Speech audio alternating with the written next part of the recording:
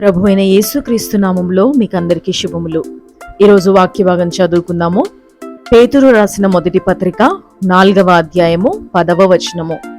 దేవుని నానా విధమైన కృప విషయమై మంచి గృహ నిర్వాహకులయ్యుండి ఒక్కొక్కడు కృపావరము పొందిన కొలది ఒకనికొకడు ఉపచారము చేయుడి. Peter chapter 4 verse 10. As every man hath received the gift, even so minister the same one to another, as good stewards of the manifold grace of God. చదవబడిన ఈ వాక్య భాగాన్ని అనుసరించి ఈరోజు దైవిక స్ఫూర్తిని ధ్యానించుకుందాము. How do we serve God? Sometimes we make this question harder than it needs to be. మనం దేవుణ్ణి ఎలా సేవించాలి? కొన్నిసార్లు మనం ఈ ప్రశ్నను అవసరానికి మించి కష్టతరం చేస్తూ ఉంటాము.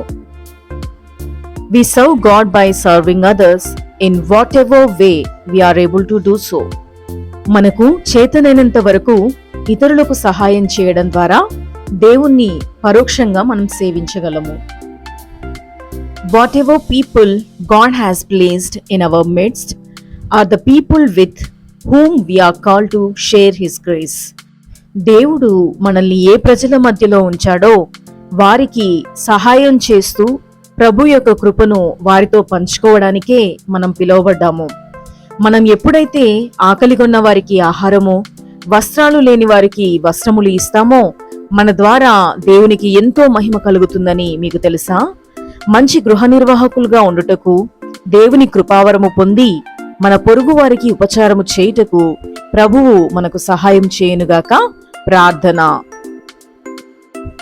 God, thank you for claiming me as your own and for filling me with your Holy Spirit.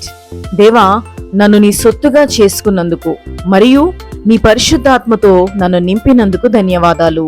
Please give me wisdom to understand how you have equipped me to serve you in simple ways.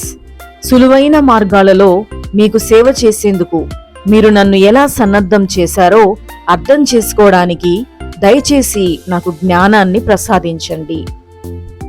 Give me eyes to see the opportunities that I have to share your love and grace with others, and నీ ప్రేమను మరియు దయను ఇతరులతో పంచుకోవడానికి నాకు ఉన్న అవకాశాలను గ్రహించుటకు నాకు దృష్టినివ్వండి. Give me the strength to use my gifts and talents to carry out the task you have placed before me. మీరు నా ముందు ఉంచిన పనులను నిర్వహించడానికి నా వరాలను మరియు తలాంతులను ఉపయోగించుకునే శక్తిని నాకు అనుగ్రహించండి. దేవా, ఇతరులకు సహాయం చేయగలుగుటకు కావలసినంత సమృద్ధిని నాకిచ్చి వారికి నా చెయ్యి వెనుక తీయకుండా సహాయం చేయండి.